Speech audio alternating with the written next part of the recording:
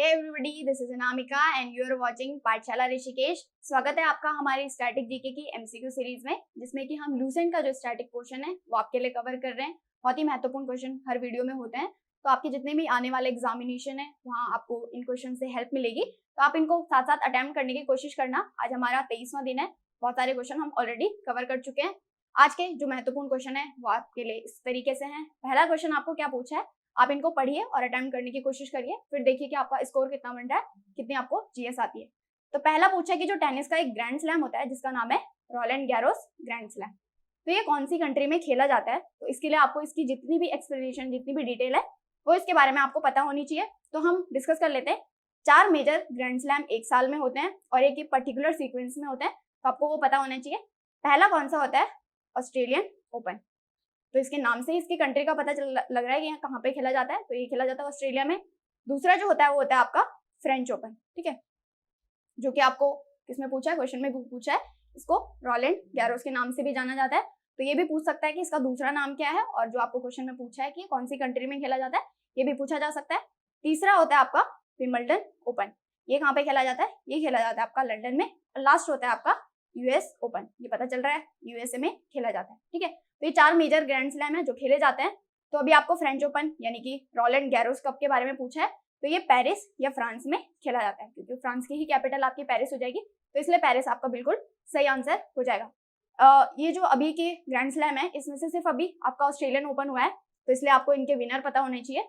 तो 2 सिंगल्स में मेंस और वुमेन सिंगल दोनों में पता होने चाहिए।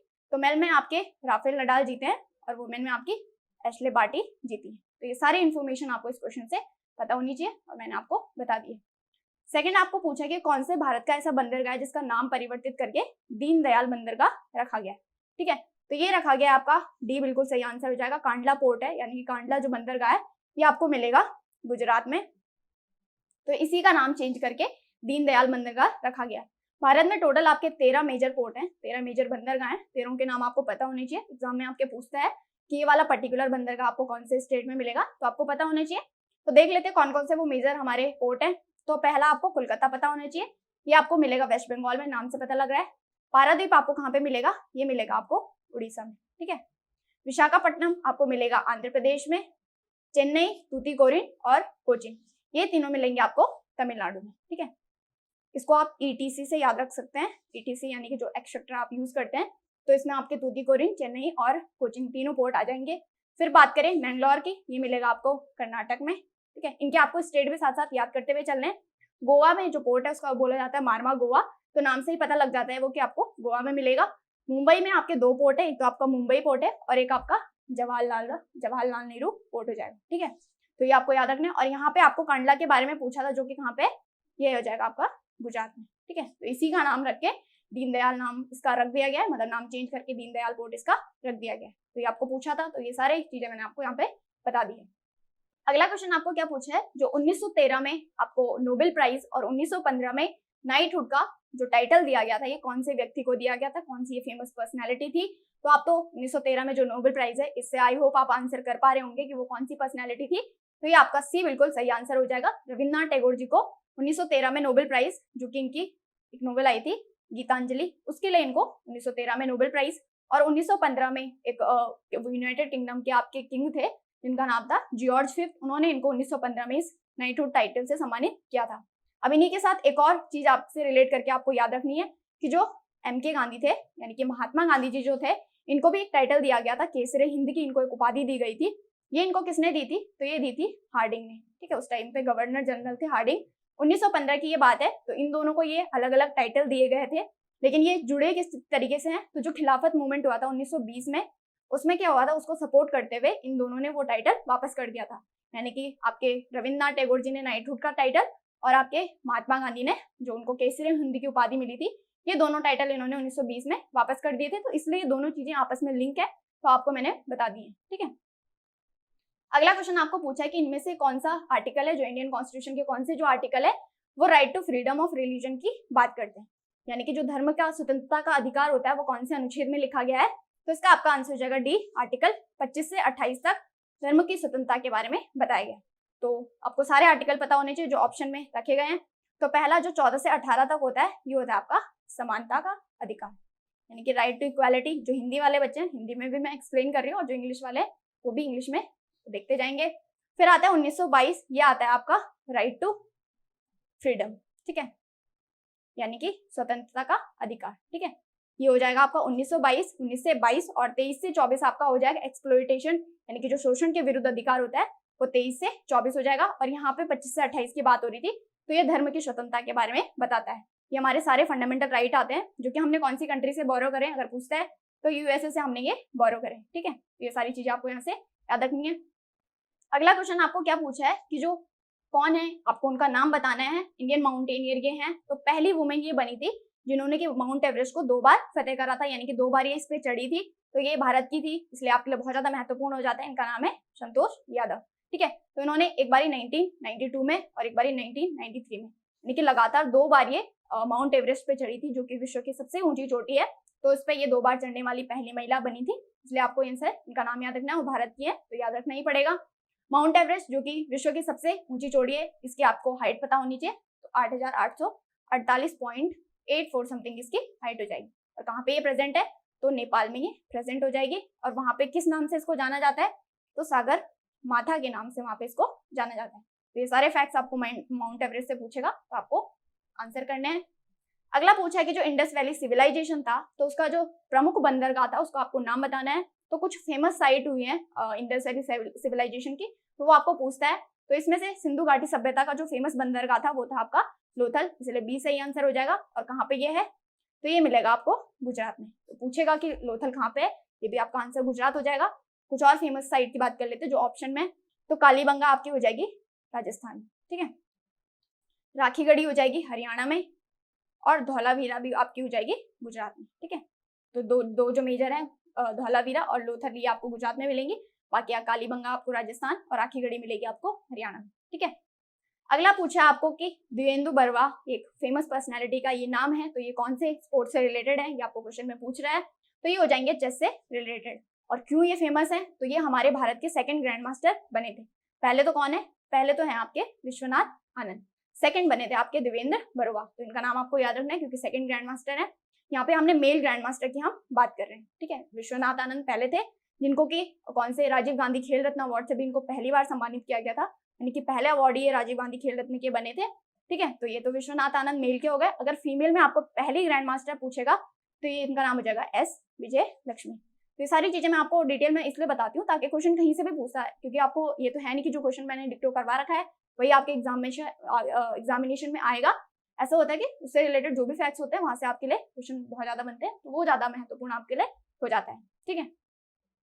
अगला इसमें से पूछा है कि आपको बताना है कि विश्व का सबसे बड़ा डेल्टा कौन सा है, ठीक है। तो जो नदियों द्वारा जो भी कंक्रीट लाए जाते हैं, जो भी सेडिमेंट्स लाए जाते हैं, तो उसके द्वारा आपका डेल्टा का निर्माण होता है। तो कौन सी नदियों के द्वारा सबसे बड़ा डेल्टा बनाया जाता है, तो ये हमारी भारत की है, गंगा और ब्रह्मपुत्र, ठीक है। तो ये 2 नदियां हो जाएंगी जिसका कि सबसे बड़ा डेल्टा आपको देखने को मिलेगा। अगला पूछा है कि आपको बताना है 1191 में जो मोहम्मद गौरी थे उनको पराजित कौन से शासक ने करा था, तो ये कौन सा युद्ध हुआ था, ये हुआ था आपका तराइन का युद्ध। तराइन का ये फर्स्ट युद्ध हुआ था 1191 में। फिर आपका सेकंड कब हुआ था, तो 1 साल बाद ही, यानी कि 1192 में आपका सेकंड युद्ध इसका हुआ था। तो पहले में मोहम्मद गौरी और पृथ्वीराज चौहान के बीच हुआ था, जिसमें कि आपका पृथ्वीराज चौहान विजयी थे। तो ये आप बिल्कुल सही आंसर हो जाएगा। तो ये आपको पूछा है कि मोहम्मद गौरी को किसने पराजित किया था। लेकिन जो आपका सेकंड था वो भी इन दोनों के बीच ही हुआ था, लेकिन उसमें आपका मोहम्मद गौरी विजयी रहा था। तो पूछता है आपको दोनों का आपका पता होना चाहिए कि पहले में कौन सा जीता था और दूसरे में कौन सा जीता था। पहले में आपके पृथ्वीराज चौहान और दूसरे में आपके मोहम्मद गौरी विजयी हो जाएंगे। तो ये आपको यहाँ से याद रखना है।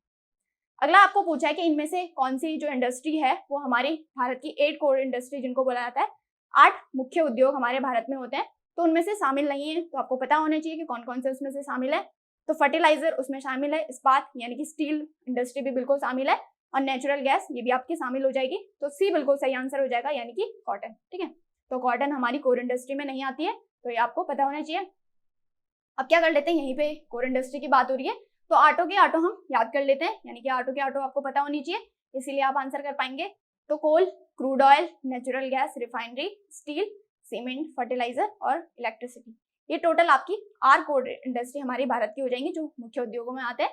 तो अगर आपको नहीं पूछता है तो आपको पता होना चाहिए कि कौन कौन सी हैं, तो इसलिए आप आंसर कर पाएंगे, ठीक है।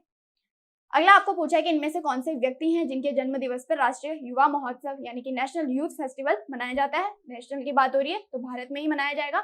मनाते कब है हम, तो हर साल 12 जनवरी को इसको सेलिब्रेट किया जाता है। और किसकी बर्थ एनिवर्सरी, तो ये करते हैं हम स्वामी विवेकानंद जी की बर्थ एनिवर्सरी पे। ठीक है, तो ये आपको डायरेक्टली यहाँ से याद रखना है। अगला पूछा है कि भारत के संविधान में मूलतः कितने अनुच्छेद थे, यानी कि जब हमारा कॉन्स्टिट्यूशन बना था तो उस टाइम पे हमारे कॉन्स्टिट्यूशन में आपको आर्टिकल्स बताने हैं, तो कितने हो जाएंगे, ये हो जाएंगे आपके 395, यानी कि बी बिल्कुल सही आंसर आपका हो जाएगा। तो जब बना था तब 395 थे, उसके बाद बहुत से जो चेंजेस हुए हैं वो हमारे कॉन्स्टिट्यूशन में हुए हैं, तो उसके बाद आपके कितने हो गए, अभी अगर प्रेजेंट में बात करें तो 448 के लगभग आपके टोटल आर्टिकल हो जाएंगे। अब और भी चीजें आपको पता होनी चाहिए, यहाँ पे तो सिर्फ आर्टिकल पूछा है। जैसे अगर हम पार्ट्स की बात करें तो टोटल जब बना था तो 22 पार्ट हमारे कॉन्स्टिट्यूशन में थे, 8 शेड्यूल हमारे कॉन्स्टिट्यूशन में थे, और आर्टिकल की बात करें 395 आर्टिकल थे। अब 22 से आपके टोटल 25 पार्ट हो गए हैं। शेड्यूल तो हमारे 8 ही हैं, तो आप 8 ही याद रखेंगे। और अगर अमेंडमेंट के पूछते हैं आपको कि अभी टोटल कितने अमेंडमेंट हो चुके हैं, तो 104 भारत में टोटल अमेंडमेंट हो चुके हैं, यानी कि जो संविधान में संशोधन किया जा चुका है तो वो 104 आपके टोटल हो चुके हैं। तो आपको प्रेजेंट भी पता होना चाहिए और जो ओरिजिनली थे यानी कि जब कॉन्स्टिट्यूशन बना था तो उस टाइम का भी आपको पता होना चाहिए। ठीक है, अगला पूछा है कि जो स्वर्गीय पंडित भीमसेन जोशी हैं, ये एक शास्त्रीय गायन है, वोकलिस्ट है, ये भारत के बहुत ही फेमस पर्सनालिटी हो जाएंगी। तो ये कौन से घराने से संबंधित हैं, ये आपको पूछा है, तो ये हो जाएंगे किराना, इनका घराने का नाम है, तो ये आपको डायरेक्टली यहाँ से याद रखना है। और इनसे रिलेटेड एक और चीज आपको पूछता है, इनको भारत का जो हाईएस्ट सिविलियन अवार्ड है इसका नाम है भारत रत्न। तो इस अवार्ड से इनको सम्मानित किया गया, तो कौन से ईयर में सम्मानित किया गया, तो 2009 में इनको भारत रत्न से सम्मानित किया गया। नाम है पंडित भीमसेन जोशी। ठीक है, अगला क्वेश्चन आपको कंप्यूटर से ही पूछा है, तो कंप्यूटर के भी बहुत सारे क्वेश्चन आपके एग्जामिनेशन में आते हैं, मतलब 1-2 क्वेश्चन तो आते ही हर एग्जामिनेशन में पूछता है। तो आपको क्या पूछा है कि इनमें से कौन सी कुंजी है जो हम मदद के लिए इस्तेमाल करते हैं, कंप्यूटर में हम फंक्शन किए होती हैं, अलग अलग चीजों के लिए यूज होती हैं, अलग अलग उनका टास्क होता है। तो F1 आपकी मदद के लिए यूज की जाती है, यानी कि अगर आपको हेल्प चाहिए तो आप मदद F1 का यूज करते हैं। आप अपने एग्जामिनेशन में इसका यूज कर सकते हैं, मतलब अगर आपका CBT होता है, कंप्यूटर बेस्ड टेस्ट होता है, तो आप F1 का यूज करिए और अपना आंसर पाइए, क्योंकि हेल्प के लिए बोल रहा है। ठीक है, 15th क्वेश्चन आपको क्या पूछा है कि आपको अर्थ की कुछ लेयर होती हैं, यानी कि कुछ हमारी एटमॉस्फेरिक लेयर होती हैं, वायुमंडलीय लेयर जिनको बोला जाता है, तो आपको सबसे निचली परत का नाम बताना है। ठीक है, तो हम सारी परत देख लेते हैं, हमारा तो काम ही यही है कि हम सारी डिटेल उससे रिलेटेड देखते हैं। तो सबसे नीचे आती है आपकी ट्रोपोस्फेयर। ठीक है, फिर आती है आपकी स्ट्रेटोस्फेयर दूसरे नंबर पे, फिर आती है आपकी मीजोस्फेयर, फिर आयनोस्फेयर, और लास्ट में आती है आपकी एक्सोस्फेयर। आयनोस्फेयर को एक और नाम से जाना जाता है, इसको बोला जाता है थर्मोस्फेयर। फिर भी आपको याद रखना है, तो ये सारी लेयर आप इनको याद रख सकते हैं। आपको सबसे नीचे की पूछा था, इसलिए आपका आंसर ट्रोपोस्फेयर हो जाएगा, तो ए बिल्कुल सही आंसर हो जाएगा। अब इनमें से सबसे इंपॉर्टेंट जो क्वेश्चन आपको पूछता है, स्ट्रेटोस्फेयर से एक क्वेश्चन आपको पूछता है कि जो ओजोन परत है वो कौन सी लेयर में स्थित है, तो वो आपकी इसी में हो जाएगी। ठीक है, तो मैं यहाँ पे लिख देती हूँ, ओजोन लेयर यहाँ पे प्रेजेंट है, और ओजोन लेयर को मेजर करने के लिए कौन सी इकाई का यूज होता है, तो इसका नाम है डॉप्सन इकाई। तो ये भी आपको पूछता है, तो आप यहाँ से याद रखेंगे। अगला क्वेश्चन आपको पूछा है कि मैरी मेकिंग द गॉड्स, ये जो फेस्टिवल है, ये जो मीनिंग है, ये कौन से फेस्टिवल में मनाया जाता है, तो ये आपका लाई हरोबा एक फेस्टिवल है जो कि मणिपुर में मनाया जाता है। तो वहीं पे जो मीनिंग होती है इस फेस्टिवल की, मैरी मेकिंग द गॉड्स, इसका नाम हो जाएगा, यानी कि ये टाइटल के रूप में इसको वहाँ पे सेलिब्रेट किया जाता है। भगवान का ये फेस्टिवल वहाँ पे मनाया जाता है, अलग अलग जो रिचुअल है वो लोग इकट्ठा होते हैं और आपका लाई हरोबा त्योहार मनाया जाता है। ये इस तरीके से भी क्वेश्चन पूछेगा कि लाई हरोबा त्योहार जो है वो कौन से स्टेट में मनाया जाता है, तो इसका आंसर आपका मणिपुर हो जाएगा। ठीक है, अगला क्वेश्चन आपको पूछा है कि जो भवई एक ट्रेडिशनल डांस फॉर्म होती है, ये कौन से स्टेट से रिलेटेड है, तो ये हो जाएगी आपके गुजरात से। ठीक है, तो ये ऐसे क्वेश्चन होते हैं जो आपको डायरेक्टली याद करने होते हैं, इनके पीछे कोई एक्सप्लेनेशन की जरूरत नहीं है, तो भवई आपके गुजरात से रिलेटेड हो जाएगी। अगला पूछा है आपका पॉलिटी का क्वेश्चन है कि एक जुडिशियल रिव्यू होता है, यानी कि जिसको न्यायिक पुनरावलोकन बोला जाता है, इसकी एक शक्ति होती है, और एक न्यायपालिका की स्वतंत्रता का प्रावधान। ये दो चीजें हमने कौन से देश से बोरो करी है, कौन से देश के कॉन्स्टिट्यूशन से हमने बोरो करी है, तो हमारा जो संविधान है, हमने अपने संविधान में बहुत सारी चीजें जो होती है अलग अलग कंट्री से बोरो करी है। तो इनमें से आपको जुडिशियल रिव्यू और इंडिपेंडेंस ऑफ जुडिशरी के बारे में पूछा था, तो ये हमने लिए हैं यूएसए से, यानी कि अमेरिका। डी बिल्कुल आपका सही आंसर हो जाएगा। तो कुछ बहुत ज्यादा जो महत्वपूर्ण चीजें हैं वो हमने अमेरिका से ली हैं, जैसे हमारे फंडामेंटल राइट की मैंने बात करी, या फिर जो हमारा राष्ट्रपति का इम्पीचमेंट होता है, उनका जो महाभियोग होता है उनको कैसे हटाया जाता है, तो वो भी हमने अमेरिका से लिया है। और यहाँ पे भी दो चीजें हमने देख ली है कि जुडिशियल रिव्यू और जो इंडिपेंडेंस ऑफ जुडिशरी होती है, यानी कि वो अपना स्वतंत्र काम करेगी, एग्जीक्यूटिव का उसमें कोई रोल नहीं होगा, तो ये भी हमने कहाँ से लिया है, तो यूएसए अमेरिका इसका बिल्कुल सही आंसर हो जाएगा।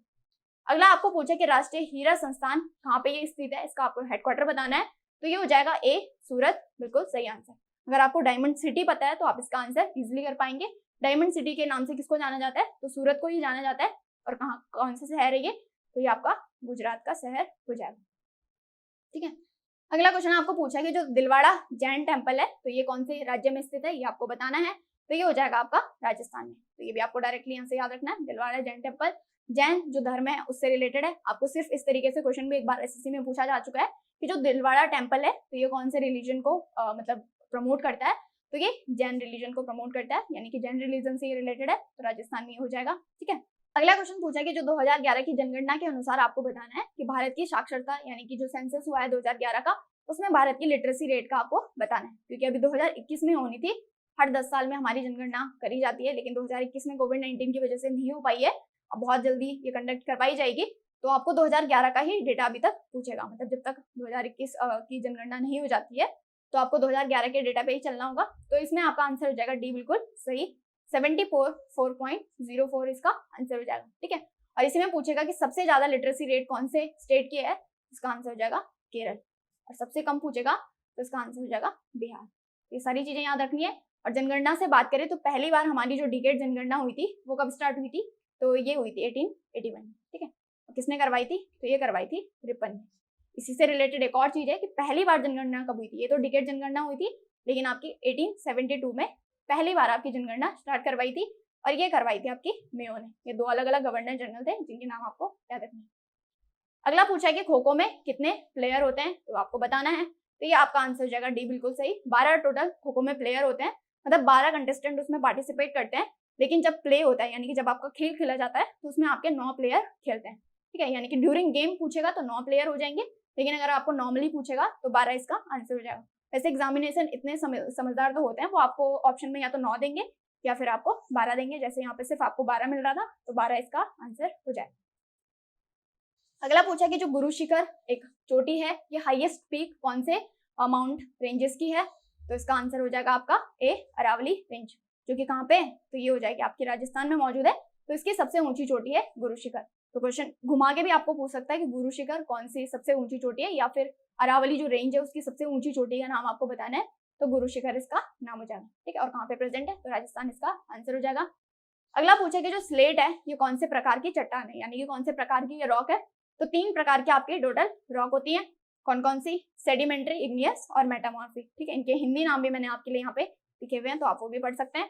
तो आपको बताना है कि स्लेट कौन से टाइप की है, तो ये हो जाएगी आपकी ए, मेटामॉर्फिक। मेटामॉर्फिक रॉक वो होती है जो आपकी इग्नियस और जो आपकी सेडिमेंट्री रॉक होती है, इनमें जब चेंजेस होते हैं, इनके केमिकल चेंजेस जब इनमें होते हैं, तो आपके मेटामॉर्फिक रॉक का फॉर्मेशन होता है। तो ये इसका आंसर स्लेट हो जाएगा, ये मेटामॉर्फिक रॉक का प्रकार है। ठीक है, अगला और अंतिम क्वेश्चन आपको पूछा कि जो सैयद वंश था, यानी कि जो सैयद डायनेस्टी थी, तो ये दिल्ली सल्तनत की एक डायनेस्टी थी, तो इसके आपको फाउंडर का नाम बताना है, तो ये हो जाएंगे आपके खिज्र खान। ठीक है, डायरेक्टली आप याद रखेंगे, सी इसका आंसर हो जाएगा। तो ये थे हमारे 25 क्वेश्चन, और उनसे रिलेटेड जो भी चीजें थी वो भी हमने साथ साथ में डिस्कस करी है। तो आई होप आप इसी तरीके से हमारे साथ जुड़े रहेंगे इसी तरीके की महत्वपूर्ण वीडियोस के लिए। तो thank you so much for watching, have a nice day, bye bye, take care.